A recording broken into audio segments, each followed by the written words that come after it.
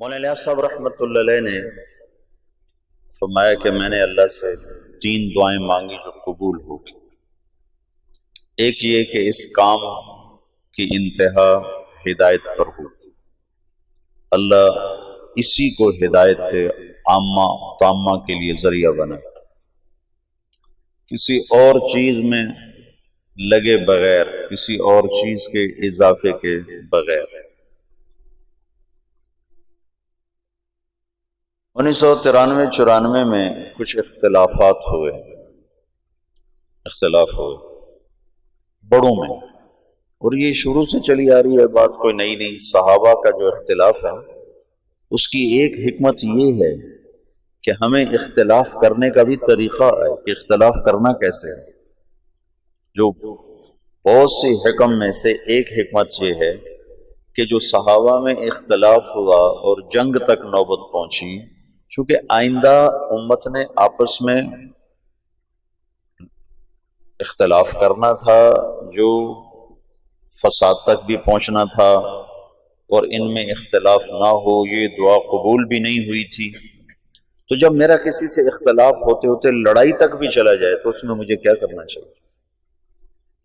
مثلا جب جمل کی جنگ میں حضرت علی کو فتح ہوا تو مفتوح پر غصہ بھی ہوتا ہے اور طاقت بھی حاصل ہو چکی ہوتی ہے، تو فاتح بے دریغ خون بہاتا ہے۔ تو آپ نے فرمایا کہ نہ کسی بھاگنے والے کو قتل کیا جائے، نہ اس کا پیچھا کیا جائے، اور نہ مال جو چھوڑ گئے ہیں اسے لوٹا جائے، نہ اسے مال غنیمت بنایا جائے۔ یہ کتنا بڑا درس ہے، کتنا بڑا سبق ہے یہ۔ جب 132 ہجری میں بنو عباس غالب آئے تو اختلاف میں کیا ہونا چاہیے اس کا بھی عمل موجود ہونا ضروری تھا، تاکہ تجاوز کرنے والوں پر حجت قائم کی جا سکے۔ تو یہ جو جنگیں ہیں صحابہ کی آپس میں، یہ ایک درس عظیم ہے دو قوتوں کے آپس میں۔ ان طائفتان من المؤمنین اقتتلوا، خود اس میں اشارہ ہے کہ یہ ہوتا رہے گا۔ تو جب اختلاف ہوا 1993 میں تو مجھے ڈر لگا، وہ اتنا شدت اختیار کر گیا کہ مجھے ڈر لگا کہ شاید مولانا الیاس صاحب کی دعا کی قبولیت ہے کہ نہیں ہے کہ نہیں ہے۔ لیکن اللہ نے اس فتنے کو ایسے ختم فرمایا، وہ دعوت کی محنت کو پھر ایسے اٹھایا کہ جیسے اختلاف ہوا ہی نہیں تھا۔ دوسری دعا یہ مانگی کہ اس کی شکل کوئی نہ تبدیل کر سکے، جو کرنا چاہے گا نہیں کر سکے گا، یہ اسی شکل کے ساتھ چلے۔ کل بات میں نے کی تھی کہ کچھ اوامر اپنی شکل کے ساتھ منسوس ہیں اور کچھ اپنی ذات کے ساتھ منسوس ہیں، شکل کے ساتھ نہیں۔ جیسے فَاسْأَلُوا أَهْلَ الذِّكْرِ إِن كُنتُمْ لَا تَعْلَمُونَ وَتَعَاوَنُوا عَلَى الْبِرِّ وَالتَّقْوَى وَلَا تَعَاوَنُوا عَلَى الْإِثْمِ وَالْعُدْوَانِ، اور ایسے بے شمار۔ طلب العلم فریضۃ، کیسے کیا جائے شکل موجود نہیں۔ ویسے بھی جو لفظ سبیل ہے وہ الف نام کے بغیر ہے، فمن شاء اتخذ الی ربہ سبیلا، یہ قرآن میں 2 دفعہ ہے۔ ان هذه تذکرہ فمن شاء اتخذ الی ربہ سبیلا، ایک دفعہ سورہ مزمل میں ہے اور ایک دفعہ غالباً مدثر میں ہے، نہیں اس میں دہر میں، سورہ دہر میں۔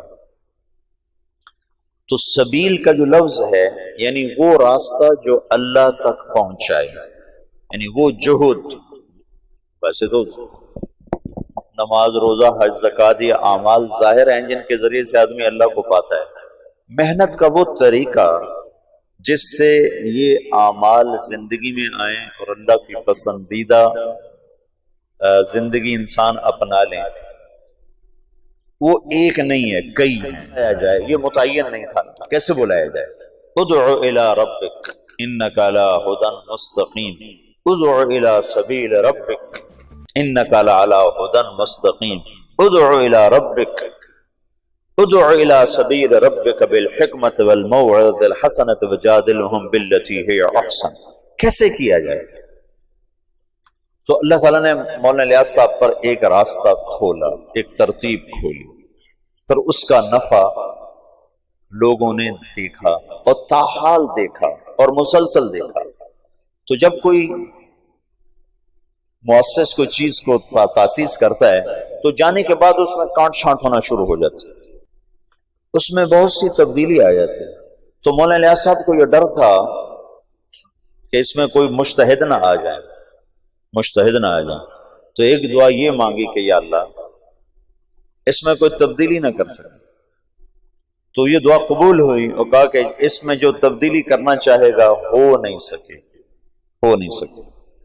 سب سے پہلے اس کی کوشش ہوئی مولانا یوسف صاحب کے، مولانا الیاس صاحب کے انتقال کے ساتھ ہی مولانا علی میاں رحمۃ اللہ علیہ جیسے علم کے پہاڑ، مولانا منظور نعمانی صاحب رحمۃ اللہ علیہ جیسے علم کے پہاڑ، دونوں حضرات کی میں نے زیارت کی ہے اور اللہ گواہ ہے جتنے بڑے وہ علم میں تھے اتنے ہی بڑے وہ تواضع میں تھے. ان کے چہرے پر ہی تواضع تھی. عجب، جس نے حضرت رائے پوری کی صحبت اٹھائی ہے اس کے اندر تواضع ایک وصف خاص بن کے ابھرا ہے. جب میں نے مولانا علی میاں کو دیکھا تو میں حیران ہو گیا. میں نے کہا یہ آدمی ہے جس کی دھوم سارے عالم میں مچی ہوئی. اگر مجھے کوئی بتاتا نہیں کہ یہ ہیں ابو الحسن علی تو میں کہتا ہے کوئی باہر سے دکاندار اٹھ کے آیا بیٹھا ہے کمرے میں. اتنا مطلب چہرے پر ہی ایسی توازن، ایک آنکھ ان کی ضائع ہو گئی تھی پڑھ کے. تو یہ اتنے بڑے لوگ تھے اور مولانا یوسف صاحب رحمۃ اللہ ان کے مقابلے میں بہت چھوٹے تھے، عمر کے لحاظ سے نہیں، علم کے لحاظ سے. تو ان دونوں حضرات نے کہا یوں ہونا چاہیے، یوں ہونا چاہیے، یوں ہونا چاہیے. جہاں مولانا الیاس صاحب چھوڑ کر گئے ویسے ہی چلے گئے. تو یہ حضرات الگ ہو گئے.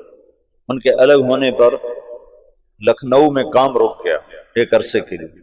تو ان حضرات نے منع کر دیا، نظام الدین خط لکھ دیا کہ یہاں جماعتیں نہ بھیجیں، ہم خود جماعتیں بھیجیں. پھر میں نے کل آپ کو سارا بتایا تھا، یاد ہے نا؟ مولانا عبدالباری ندوی کی بات بتائی ہے، یوسف کی بات چل رہی ہے، ہماری کیوں نہیں چل رہی؟ تو مولانا منظور نعمانی نے تو پھر واپسی کر لیا، رجوع کر لیا اور تائید بھی، اور اپنی تصانیف میں بھی اس کا تذکرہ کیا. اپنے یہاں تشریف لائے تھے، یہ جو کچہری بازار کی مسجد میں تشریف لائے اور بیان کیا. اس بیان میں لانے والے تھے ان کو جماعت اسلامی والے مفتی صلاح الدین کاکا خیل رحمۃ اللہ علیہ، بڑے نیک بزرگ تھے. یہاں یہ جو ہماری کچہری بازار کی مسجد ہے، جماعت اسلامی کے بڑے سرگرم آدمی تھے، بہت بہت بہت نیک آدمی. وہ لائے تھے تو انہوں نے سارا بیان تبلیغ پہ کیا، سارا بیان. کہ بھائی میں نے تو نماز بھی تبلیغی جماعت سے سیکھی. میں آج تک بھول نہیں سکتا کہ منظور نعمانی کہہ رہا ہے بھائی میں نے تو نماز بھی تبلیغ والوں سے سیکھی. میں التحیات للہ والصلوات والطیبات السلام علیک ایھا النبی ورحمۃ اللہ وبرکاتہ پڑھا کرتا تھا. تو ہمارا مذاکرہ ہو رہا تھا نماز کا، تو ایک ان پڑھ میواتی بیٹھا ہوا تھا، اس نے سنا تو اس نے مجھے کہا مولوی صاحب یوں نہیں پڑھتے، یوں پڑھتے ہیں التحیات للہ والصلوات والطیبات السلام علیک ایھا النبی ورحمۃ اللہ وبرکاتہ. مولوی صاحب ناراض نہ ہونا، یہ الف نہیں پڑھا جاتا جب اس کو اکٹھا پڑھتے ہیں. ہاں جب یہاں ٹھہر جاؤ تو پھر السلام علیکہ پڑھتے ہیں، لیکن اگر اکٹھا پڑھیں تو الف نہیں پڑھا جاتا. کہا بھائی میں نے تو نماز بھی تبلیغ والوں سے سیکھی. کہہ سکتے ہو تم تو بھی مولوی بھی نہیں، ویسے علامہ تو تم بنے ہوئے ہو. ہم علماء ہیں، ہم علماء ہیں.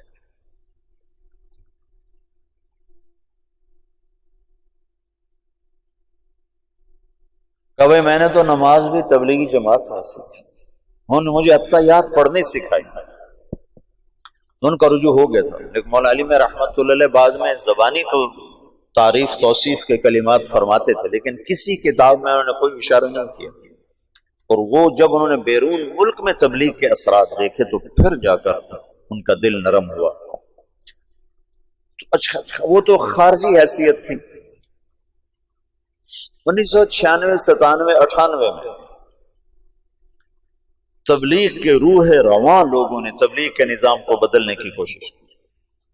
روح رواں جن پر تبلیغ گھوم رہی تھی، جو وہ اور تبلیغ ایک ذات بن جائیں، ان لوگوں نے اس کو بدلنے کی کوشش کی اور سارا زور لگا دیا۔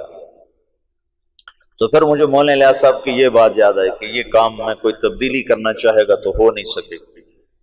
تو میں نے کہا اب تو ہو رہی ہے، اب تو امیر کارواں خود کر رہا ہے، اب کیسے نہیں ہوگی؟ اوہو، لیکن جیسے سپرنگ ہوتا ہے نا، اس کو جتنا کھینچو کھینچو جب چھوڑو تو پھر واپس اپنی جگہ پہ چلا جاتا ہے۔ تو کو 5-6 سال 96 97 98 99 2000 5 برس مسلسل پورا زور لگا کہ اس میں کچھ تبدیلی کی جائے، اجتہاد کیا جائے، یہ ٹھیک نہیں، یہ ٹھیک نہیں، یہ کیوں جائے، یہ کیا جائے، یہ کیا جائے، اور کرنے والے اعلیٰ سطح کے لوگ۔ تو وہ اس بندے الیاس کی دعا قبول تھی، اس کو اللہ نے اسی نہج پر رکھا کہ وہی گشت ہے، وہی تعلیم ہے، وہی بیان ہے۔ اور تیسرا یہ فرمایا، وجہ اس کی یہ ہے کہ جب تک اللہ تعالی کی طرف سے نفع کی شکلیں قائم ہوتی رہتی ہیں تو انہیں کو بڑھایا جاتا ہے۔ نظام الدین سہالوی صاحب کا انتقال ہوا تھا 1747 میں، 1747۔ ہم نے بہت کچھ بدلا، لیکن ابھی بھی زیادہ انہی کی صرف ابتدائی عربی کا نصاب بدلا ہے، قدوری نظام الدین سہالوی کی تجویز کردہ ہے، اور ہدایہ نظام الدین سہالوی کی تجویز کردہ ہے، اور اوپر والی اصول فقہ، اصول حدیث کی کتابیں ساری ان کی تجویز کردہ ہیں، اور یہ احادیث کی کتابیں ساری انہی کی تجویز کردہ ہیں۔ 1747 1847 1947 2010 کوئی 250 برس گزر چکے ہیں۔ اس شخص کی تجویز کو اللہ نے پسند کیا اور اسی پر بنیاد بنتی جا رہی ہے، بنتی جا رہی۔ تو جب تک کوئی چیز نفع پہنچا رہی ہوتی ہے تو اللہ تعالیٰ اس کو باقی رکھتا ہے، کیونکہ دین کو اللہ نے باقی رکھنا ہے، اور جب اس کے نفع گھٹنا شروع ہوتے ہیں تو از خود اس میں تبدیلی آنی شروع ہو جاتی ہے۔ تو مولانا الیاس صاحب نے اللہ سے یہ مانگا، اللہ نے ان کو دیا۔ تیسری بات یہ تھی جو مخالفت کرے گا ہلاک ہو جائے گا، جان بوجھ کر جو مخالفت کرے گا اللہ اس کے ٹکڑے ٹکڑے کر دے، یہ کہا اس کے ٹکڑے ٹکڑے کر دے۔ ایک دلیل کی وجہ سے مخالفت کر دے، وہ تو کوئی کتنی بڑی فتویٰ دے دے پھر بھی اس کو ہم معذور سمجھیں گے کہ دلیل سے بات کر رہا ہے، لیکن جاننے کے بعد کوئی مخالفت کرے گا تو اللہ اسے ہلاک کر دے گا۔ تو یہ کتنا بے جان سا گشت نظر آتا ہے تمہارا۔ ایسے ہی ہر مسجد کا حال ہے، تبلیغ والے 50، گشت کرنے والے 5، اور تبلیغ کا متعارف 2000 اور بیٹھنے والے بیان میں 20۔ یہ آپ سارے فیصل آباد میں جاؤ، آپ کو ہر مسجد میں گشت نظر آئیں گے، تھکے ہوئے، مرے ہوئے، بولنے والے بول رہے ہوتے ہیں کہ جلدی سے کہیں بولو کون کون تیار، چونکہ آگے بیٹھنے والے جو سارے مراقبے میں بیٹھے ہوتے ہیں تو بیچارہ بولنے والا کیا بولے، سارے جو سر جھکا کے بیٹھے ہوتے ہیں تو بولنے والے کی ویسے ہی ہمت ختم ہو جاتی ہے۔ تو دیکھنے میں یوں نظر آتا ہے کہ یہ کیا مرے مرے گشت ہیں، اس سے تو کچھ بھی نہیں ہونا چاہیے، لیکن جب اجتماع ہوتا ہے تو لوگ کہاں سے آ جاتے ہیں۔ جب ہم دنیا میں پھرتے ہیں تو وہاں اس کے اثرات کیسے نظر آ جاتے ہیں۔ ساری دنیا میں یہاں یہ پیچھے عصر کے بعد چل رہا تھا، 3 نوجوان آئے، میں نے کہا کہاں سے آئے ہو؟ کہا یہ ہم اسپین سے آئے ہیں۔ میں یہ سمجھا یہ اسپین سے آئے ہیں، اسپین، ہسپانیہ، اٹلی کے، یہ فرانس کے ساتھ۔ تو مجھے یہ میں نے کہا پاکستان میں کہاں کا ہوگا؟ جو گجرات ہے۔ تو میں یہ سمجھا کہ یہ ان پڑھ لوگ ہیں، مزدور، تو اسپین کو اسپینے کہہ رہے ہیں، پنجاب میں اسپینے چو آئے ہیں، اسپینے چو۔ جس میں میں ناروے گیا تو ایک ہماری وہاں رشتے میرے ماموں کی بیٹی رہتی ہے، تو کہنے لگی ویکھیا ساڈا ناروا، میں کہا ویکھ لیا ناروا ویکھیا ساڈا ناروا، میں کہا ویکھ لیا تیرا ناروا۔ میں کہا یہ ان پڑھ ہیں تو یہ اسپین کو اسپینے کہہ رہے ہیں، لیکن پھر مجھے خیال ہے، میں نے کہا بھائی کہاں سے آئے ہو؟ کہا جی اسپینے سے آئے ہیں۔ پھر ان کا اسپینے سے، پھر مجھے شرم آئی کہ میں ان کو ٹوکوں، پتہ نہیں یہ غلط کہ میں غلط۔ میں نے تیسری دفعہ کہا، میں نے کہا کہاں سے آئے ہو؟ تو وہ سمجھ گئے کہ ان کو پتہ نہیں چل رہا، تو کہنے لگے مولانا صاحب اسپینے ایک جزیرہ ہے جو جاپان سے بھی اوپر ہے، جاپان کے اوپر امریکہ کے تابع، اور وہاں سے آئے ہیں، وہاں سے جاپان سے 3 گھنٹے کی فلائٹ ہے۔ تو میں نے کہا ادھر کدھر آ گئے، میرے پاس کیسے آ گئے؟ کہا جی آپ کی کیسٹیں وہاں بھی چل گئی۔ ادھر کیسے چل گئے؟ کہا ادھر تبلیغ کا کام ہو رہا ہے۔ میں نے کہا وہاں کون پہنچ گیا؟ پاکستان سے تو میں آج پہلی دفعہ اسپینے کا نام سن رہا ہوں۔ کہا جی آسٹریلیا سے جماعتیں پہنچی وہاں چلے چلے، کیونکہ آسٹریلیا وہاں سے قریب ہو جاتا ہے، آسٹریلیا سے وہ جزیرہ کوئی 4 گھنٹے کا جہاز بن جاتا ہے۔ کہا جی آسٹریلیا سے جماعتیں ہمارے پاس آئیں، ہماری ساری راتیں کلب میں گزرتی تھی، ناچ گانے میں گزرتی تھی، اور وہاں بہت بڑی جامع مسجد ہے اور اس میں کوئی 1 لاکھ کی آبادی ہے، 10-15 ہزار مسلمان ہیں۔ اب ان کی راتیں کلب کی بجائے مسجد میں گزرتی، اور ہمارے امام صاحب ہیں بنگالی، وہ کہیں سے آپ کی کیسٹیں لائے تھے جب بنگلہ دیش گئے تھے، تو اس کے بعد سے آپ کی کیسٹیں وہاں بہت چل رہی ہیں، اور آس پاس جتنے جزیرے ہیں سب میں تبلیغ کا کام ہو رہا ہے۔ اب بتاؤ کوئی مدرسہ یہاں تک پہنچ سکتا ہے؟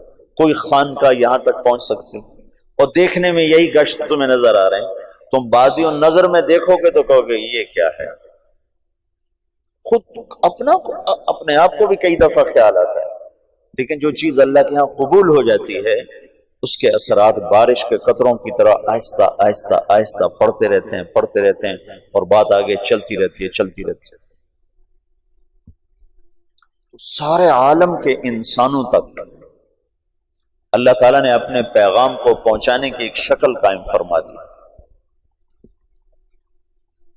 تو میرا یہ جی چاہتا ہے کہ تم انشراح صدر کے ساتھ اس میں چلو، تو یہ صفات کو سیکھنے کی محنت ہے۔ اگر تو تبلیغ کا کام صرف تقریر کی محنت ہے پھر تو تم میں سے کسی کو جانے کی ضرورت ہے۔ اگر معلومات کی محنت ہو پھر بھی تمہیں جانے کی ضرورت نہیں کہ تمہیں تبلیغی معلومات ساری حاصل ہیں، تم 6 نمبر پر تقریر کر سکتے ہو، تم بعض بچے بہت اچھی کر سکتے ہوں، لیکن یہ ان 6 صفات کو اندر اتارنے کی اور پورے عالم میں پہنچانے کی محنت ہے۔ اور ابھی پاکستان میں بھی ایک بے بہا خلقت ایسی پڑی ہے جو تبلیغ کے کام سے ناآشنا ہے، جنہیں پتہ ہی کوئی نہیں تبلیغ کیا کام ہے۔ اور سارا عالم تو پھر سارا عالم ہے، یہ ایک رخ۔ دوسرا رخ میری ذات سے متعلق ہے کہ میں خود ان ایمانی صفات میں آگے بڑھنا چاہتا ہوں۔ صرف میں تقریر کے لیے یقین کی کلمے کی بات کرنا تقریراً نہیں ہے، قلباً چاہتا ہوں۔ نماز پہ صرف بولنا نہیں ہے، نماز پڑھنا چاہتا ہوں۔ علم پہ صرف تقریر نہیں ہے، علم کا تاثر چاہتا ہوں۔ ذکر پہ صرف بیان نہیں ہے، میں ذاکر بننا چاہتا ہوں۔ اخلاق پہ صرف گفتگو نہیں ہے، میں اخلاق والا بننا چاہتا ہوں۔ اخلاص کے صرف نقطے بیان کرنا نہیں ہے، میں مخلص بننا چاہتا ہوں۔ تبلیغ کی صرف قرآن و حدیث سے دلیل دینا نہیں ہے، میں تبلیغ والا بننا چاہتا ہوں۔ مولانا الیاس صاحب فرماتے تھے میں اس کام سے 2 باتیں چاہتا ہوں، ایک اندر ایک باہر۔ اندر یہ چاہتا ہوں کہ اللہ پر مر مٹنے کے سوا ہر جذبہ ختم ہو جائے، اور باہر یہ چاہتا ہوں کہ اللہ کے نام کو لے کر دنیا کے آخری کنارے تک پہنچنے کی شکلیں قائم کی جائیں۔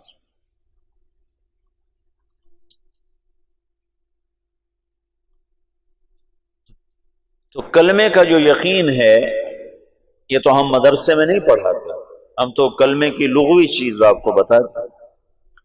تمہارے استاد شیخ رمزی فرما رہے تھے کہ ان کے استاد صاحب نے لفظ اللہ پہ 1 مہینہ تقریر کی دارالعلوم میں، 1 مہینہ، یہ مشتق ہے کہ جامد ہے کہ پتہ نہیں الف لام کون سا ہے اور یہ ولیحہ سے ہے علیحہ سے ہے، تو مدرسے میں تو یہ بتایا جائے گا، لیکن اللہ دل میں حرارت پیدا کرے یہ مدرسہ نہیں بتا سکتا، نہ یہ مدرسے کی زبان ہے کہ وہ تمہیں ایسے اللہ بتائے کہ دل دماغ تمہارا ہل کے رہ جائے اور پر ہو جائے اس کی محبت سے۔ تبلیغ اللہ کی محبت تک پہنچنے کے لیے پہلے نمبر کی دعوت سکھاتی ہے۔ پہلا نمبر بولو،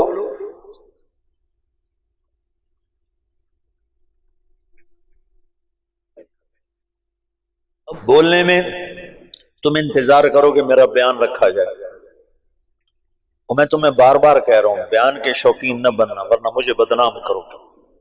میں پہلے بدنام ہوں تبلیغ میں، تم اور نہ مجھے بدنام کرنا کہ تم بیان کے لیے آگے آگے ہو جاؤ کہ میرا بیان رکھو، میرا بیان، پیچھے پیچھے رہو، پیچھے پیچھے رہو۔ طے ہو جائے کرو، نہ ہو تو کوشش نہ کرو کہ میرا بیان ہو۔ ہاں انفرادی دعوت سارا دن دو۔ یہ ابھی آخری سال کے بچوں کو میں بتا رہا ہوں کہ جب میری شادی ہوئی تو اس کے بعد رائمنڈ جانا مجھے لگے جیسے میں تھانے پہنچ گیا، دل ہی نہ لگے، اتنی وحشت ہو۔ گھر چھوڑنے کی وحشت میری ختم ہو گئی تھی جب میں 11 سال کا تھا، تو میرے ماں باپ نے مجھے لاہور داخل کرا دیا، تو وہ 2-3 سال میں روتا رہا گھر کی یاد میں، پھر میرا دل سخت ہو گیا، نہ ماں یاد آتی، نہ باپ یاد آتا، نہ گھر یاد آتا۔ لیکن جب شادی ہوئی تو پھر دوبارہ گھر یاد آنے لگا، بیوی یاد آنے لگی۔ تو میں جب فیصل آباد سے رائمنڈ جاتا تھا تو میں اپنا علاج کرتا تھا، اپنا علاج میں مسجد میں چلا جاتا اور میرا دل نہیں کر رہا ہوتا تھا میں کسی سے بات کروں، اور میرا دل نہیں کر رہا ہوتا تھا کہ میں کسی کے ساتھ بیٹھ جاؤں، لیکن میں زبردستی اپنے آپ کو مسجد میں لے جاتا۔ اس وقت میں اتنا مشہور نہیں تھا تو مجھے بیٹھنا کوئی مشکل نہیں تھا، تو میں کسی کونے میں بیٹھ کر ایک آدمی کو پاس بٹھا کر اس کو دعوت دینا شروع کر دیتا، پھر وہ اٹھا، پھر دوسرے کو اس دعوت دینا، وہ اٹھا، میں کوئی 2-2.5 گھنٹے دعوت دیتا تھا، تو میرے دل پر جتنا گھر کا تاثر ہوتا تھا وہ ظاہر ہو جاتا تھا۔ پہلے نمبر میں یہ موضوع ہے کہ میں اپنا یقین بدلنا چاہتا ہوں، یقین بدلنا ہے، صرف تقریر کا معنی یقین بدلنا ہے۔ یقین مثل خلیل آتش نشینی، یقین اللہ مستی خود گزینی، سنے تہذیب حاضر کے گرفتار، غلامی سے بتر ہے بے یقین۔ یقین بدلنا ہے تو اس کو سنو سناؤ، سنو سناؤ۔ جب بیان ہو تو بیان بھی کر دو، لیکن بیان کی تمنا نہ کرو، خدمت کی تمنا کرو گا جی مجھے لگاؤ خدمت، چاہے روز لگاؤ۔ جب میں ایسا مشہور نہیں تھا تو میں خدمت کرتا تھا، عمومی گشت میں ضرور جاتا تھا، جب تک لوگوں نے مجھے تنگ کرنا نہیں شروع کیا میں عمومی گشت میں نے نہیں چھوڑا۔ وہ پھر یوں ہونے لگا کہ میں گشت میں نکلتا تو 50 آدمی صرف مجھے دیکھنے کے لیے ساتھ چل پڑتے تھے، تو پھر مجھے مجبوراً عمومی گشت چھوڑنا پڑا، ورنہ میں نے گشت نہیں چھوڑا۔ تبلیغ کا کام بولنے میں جلدی آ جاتا ہے، کرنے میں جلدی آ جاتا ہے، کرنے میں جلدی آ جاتا ہے۔ تو لوگ سمجھتے ہیں ہمیں تبلیغ آ گئی ہے، مرتے دم تک جاہل بنا کے سن، اور محنت کرو، کوشش کرو۔ یہ میرے ساتھ چلے میں تھے مدرسے کے بچے، ایک احترام تھا، اور